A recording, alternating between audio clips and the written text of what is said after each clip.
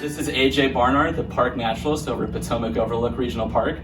And I'm Matt Felper, and I'm the roving naturalist here at Nova Parks. And today, we'd like to talk about some of the most amazing and misunderstood animals that we have in Northern Virginia, and that would be snakes. So today we're going to learn a little bit more about snakes. We're going to talk about what makes them such incredible animals. We're going to talk about some of the myths that are associated with them.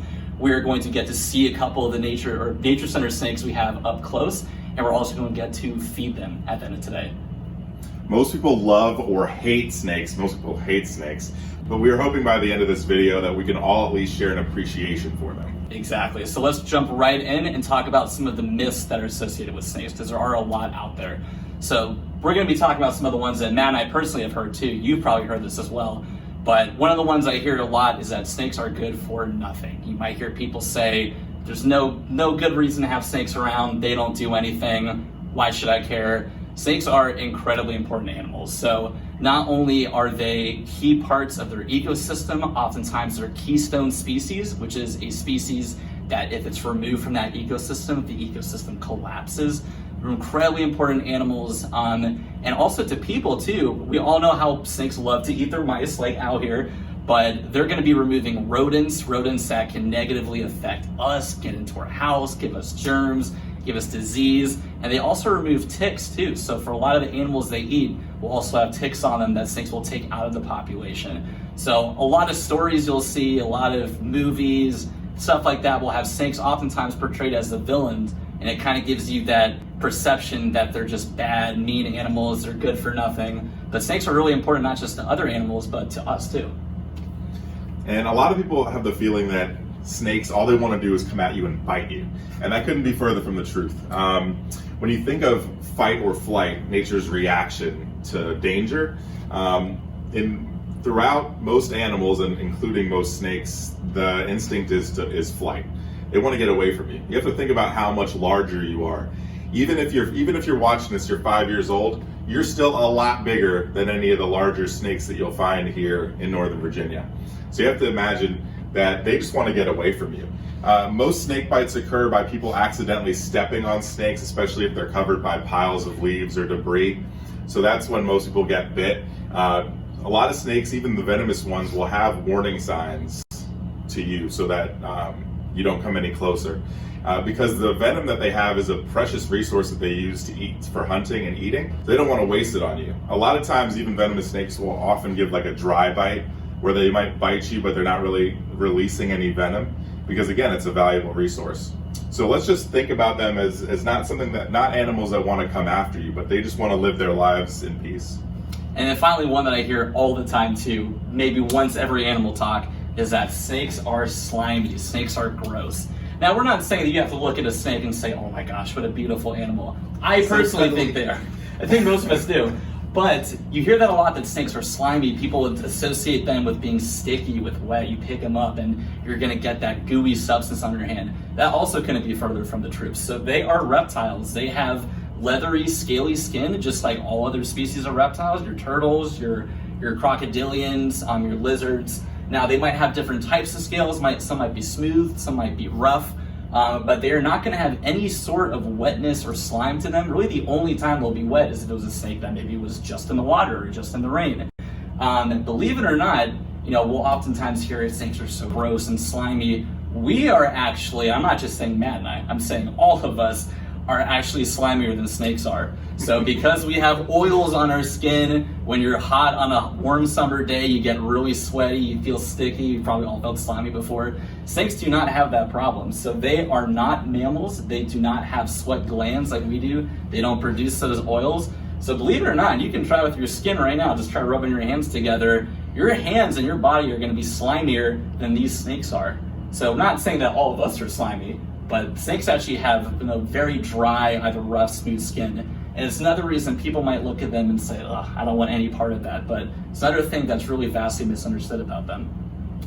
And without further ado, let's go ahead and take a look at some of our scaly friends. It's Matt here with one of our snakes here. This is Chubbs, and Chubbs is an eastern king snake, which is a subspecies of common king snake.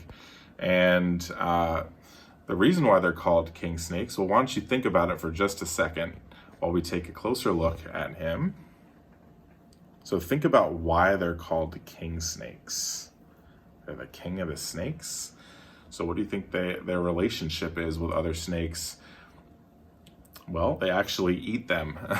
So they actually will attack and go after other snake species, even venomous snakes. So you might be thinking to yourself, well, they're going after venomous snakes. Don't they need to like try to avoid getting bit? And while they are good at, while they have a very highly developed strategy for going after venomous snakes, even if they got bit, it actually wouldn't hurt them too much because they're actually immune to snake venom.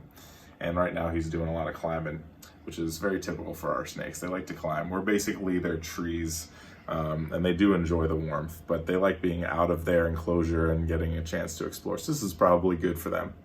Anyway, so they can attack other venomous snakes and not worry about getting killed because they're immune to the venom. And they also have very, again, highly developed method for going after them. A lot of times they'll actually grab a venomous snake by its head first, control the head, and then you don't have to worry about getting bit. They'll wrap their tail around the tail of the venomous snake, and they'll actually stretch them out completely, and then sever their spine that way, which will render the other snake immobile, and they can continue to eat it. Most of the time, the snakes that they're going after are going to be smaller, younger snakes. A lot easier to handle and to eat, but they themselves are not venomous or would not be handling him like this. And so a lot of non-venomous snakes, their strategy is as a constrictor. And so what a constrictor means is that the snake is going to be wrapping tightly around their prey to kill it, and then they'll swallow their prey. But they obviously need to immobilize their prey before they eat it. And so they'll constrict it. So it's like giving a nice tight hug.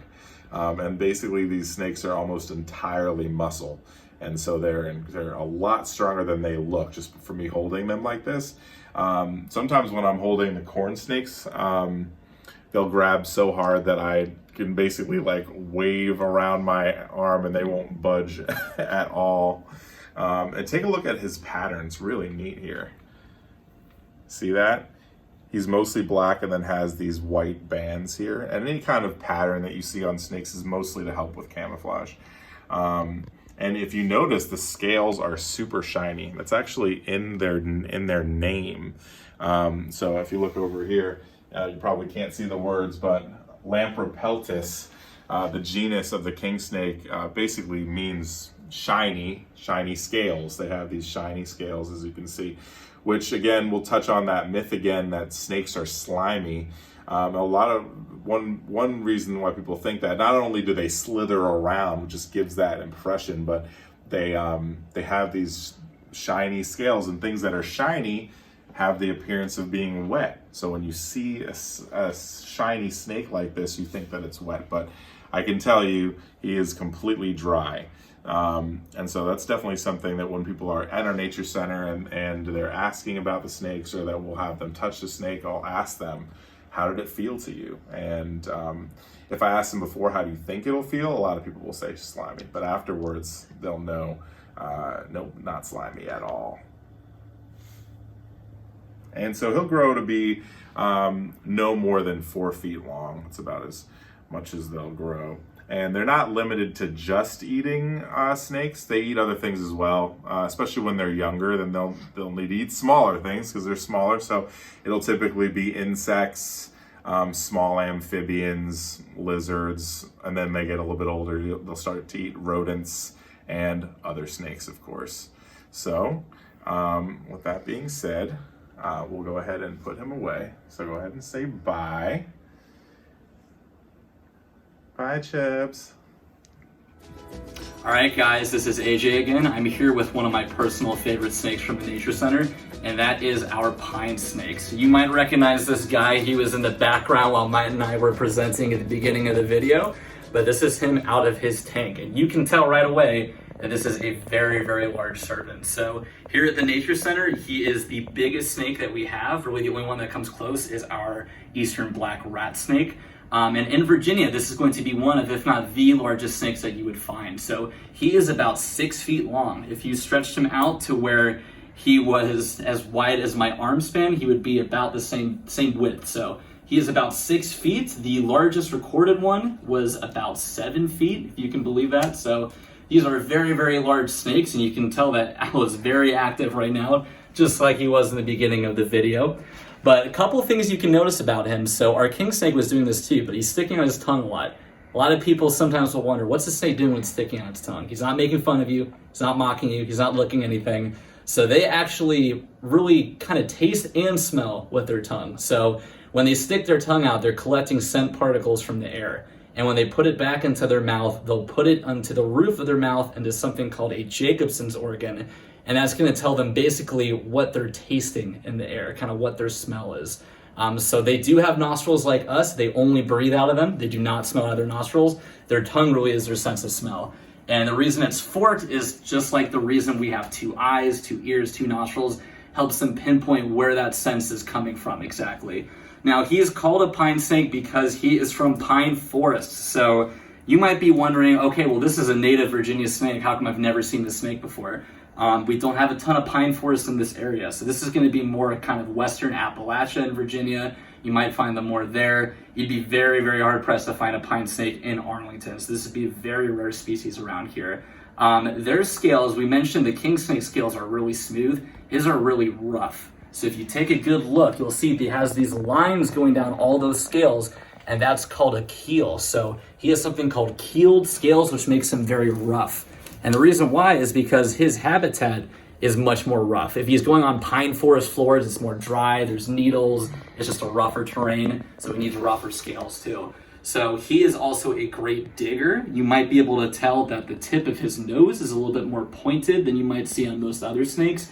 He almost uses it like a shovel to kind of dig under the dirt there too. So just because, not only because he's going to be found more out in the Appalachia region than here, that makes him tough to find, but even in that environment, he's going to be tough to find because he'll often be underground. So he could be something called fossorial, which means he's found underneath the surface.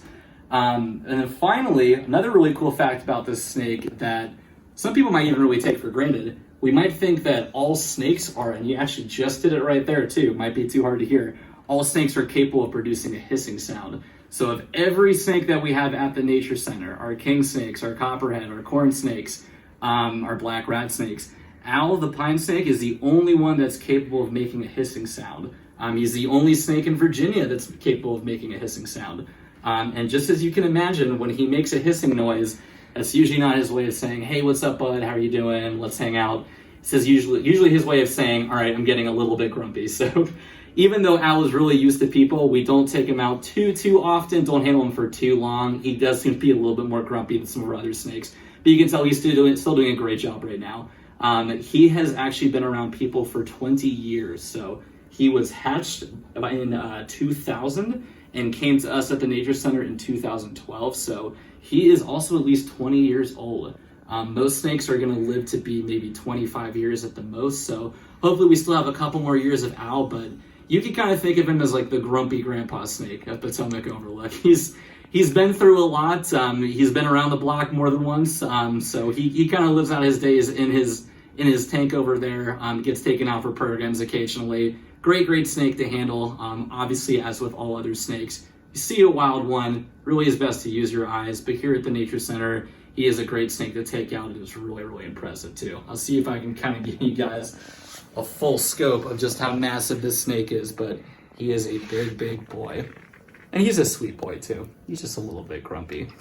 All right, so we're gonna put Al back in his tank, and then we're gonna take a look at some of our hungry snakes next. Snakes are often ambush predators. They wait for their prey to get close, and then they strike. A snake's strike can be up to half its body length. By that measurement, our pine snake might be able to bite something that is 3 feet away. Snakes that aren't venomous will have many small fangs that they use to hold on to their prey when they bite. A venomous snake will have 2 large fangs that they inject prey with and then let go of. This is to avoid them breaking their fangs in a struggle. Once their prey is weakened from the venom or has been constricted, the snake will stretch out its jaws and move its whole mouth around the animal to begin feeding. Snakes do not have teeth meant for chewing or grinding up their food. They must swallow their entire prey whole. Snakes can eat prey even slightly larger than they are in one sitting, and depending on the size of the meal, may go months again without eating. Snakes do not spit up any part of the animal they eat. They digest it all. Snakes eat one thing and one thing only: other animals. They are strictly carnivorous. Our local snakes mainly stick to rodents and small animals, but exotic snakes might eat things as large as deer or even crocodilians. All right, everyone, thanks so much for joining us today. We hope you all learned about why snakes are such incredible animals and why they deserve our respect. Be sure to follow Potomac Overlook Regional Park, Nova Parks, and Nova Parks Roving Naturalist on Facebook and Instagram for more content. Thanks, guys.